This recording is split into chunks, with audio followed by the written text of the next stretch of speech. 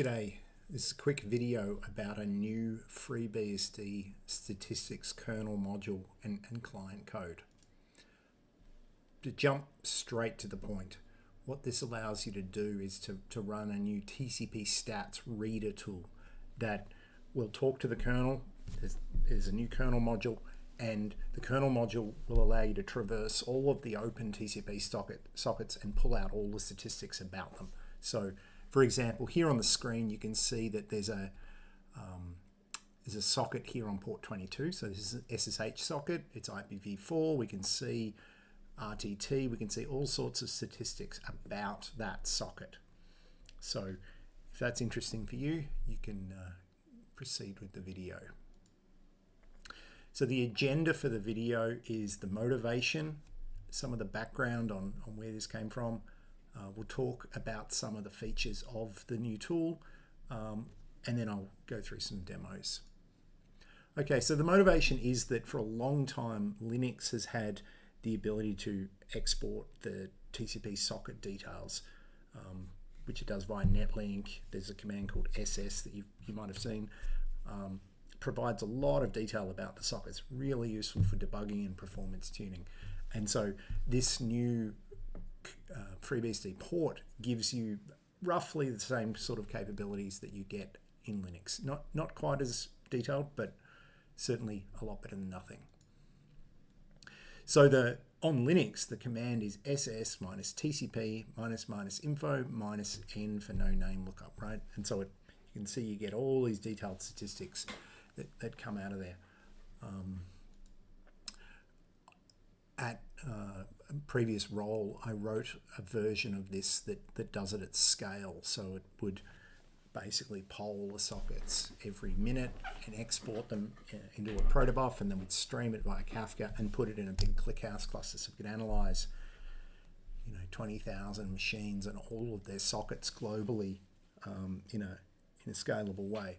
Really powerful for tuning and optimization. So that's part of the reason I was motivated to make this new FreeBSD version. So the main repo is under my randomized coder, bsd-xtcp. This is the QR code that should take you there. There's a lot of documentation there. It describes what it does, all the different options. It also describes the Mac OS client. The Mac OS client talks to the slightly different kernel than the FreeBSD, but it has the ability to let us traverse the sockets and print them out, so it works the same way. I do want to highlight that there's some powerful Nix automation built into the repo, and there's a lot of, so you can see here I've got a screenshot of the documentation about the Nix flake and all of the different targets. There's a lot of static analyzers, there's a lot of integration tests. So I was using a number of, I had 3 different FreeBSD VMs, and then I ran a lot of integration tests. I did like spinning up 10,000 sockets, and then I ran that for like 24 hours just to make sure that this module is ready to go in production, and I think that it is.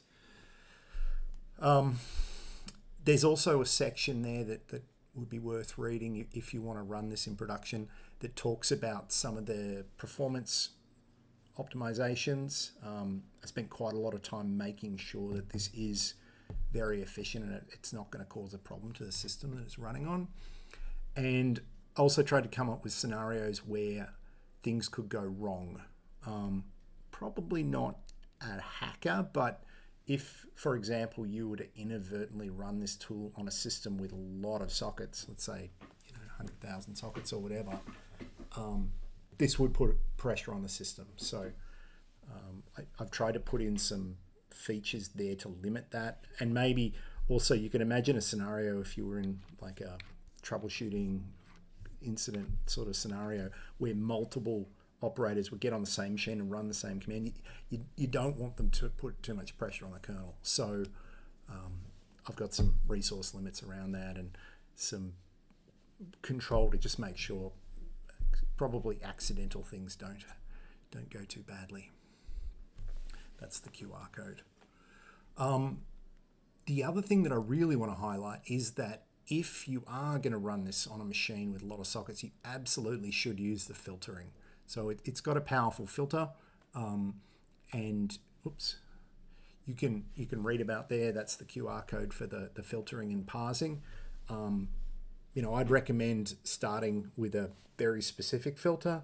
Try to get a small number of sockets, and as you get more comfortable with it, you could increase the scope of that filter to include more sockets. But just if, for example, we ran this on the old Edgecast CDN with like 100,000 sockets, this is going to put pressure on that. So use the filters.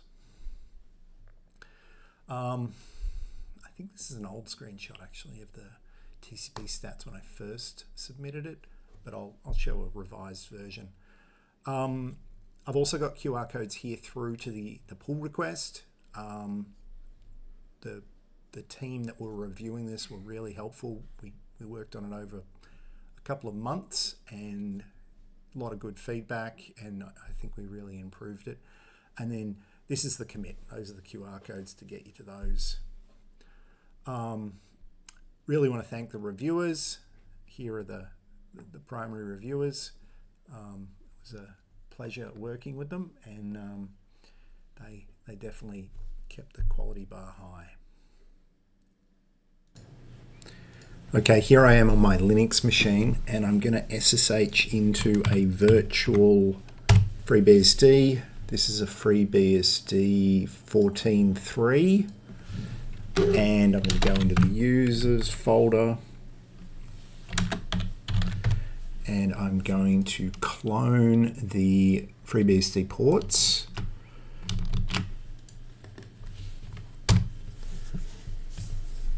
That should take a moment because there's quite a few ports.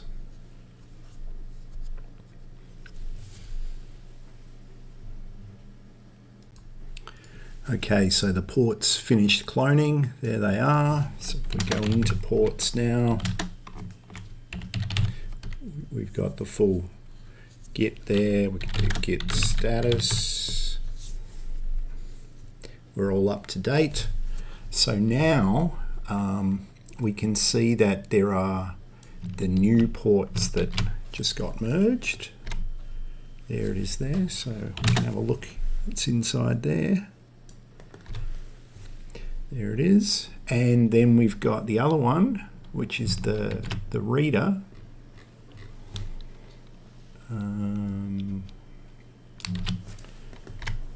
Okay, and we can look inside there as well.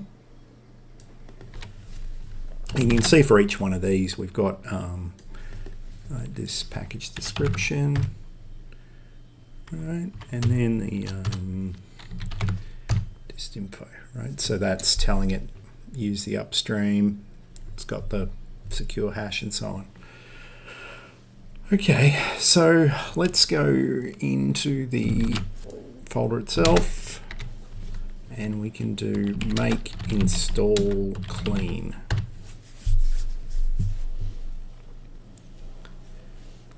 There it is, all compiling. Great.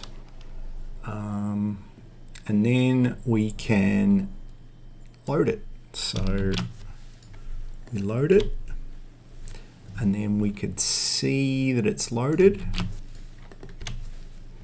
Right, there it is. We can also see the character device that the kernel module presents. So there it is there. You can see, it's got funny looking permissions, which is correct. And we can also see that there are some new syscottls. Right, so we can see all these settings. Some of these are like the security settings and so on. Okay, and then we can go to the reader, and we can do the make install. This is the Rust one, right? So you can see all the crate stuff coming down.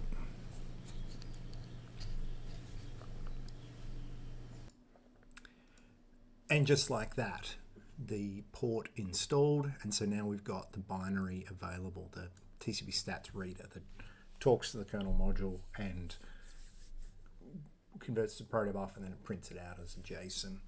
Now you'll notice I just ran it and it didn't work, and that's because I'd restarted the system and I forgot to load the kernel module again.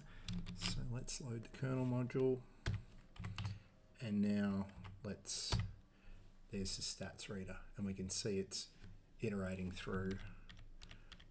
It's smaller so you can see the timestamp, the system, all the details. So a lot of value there.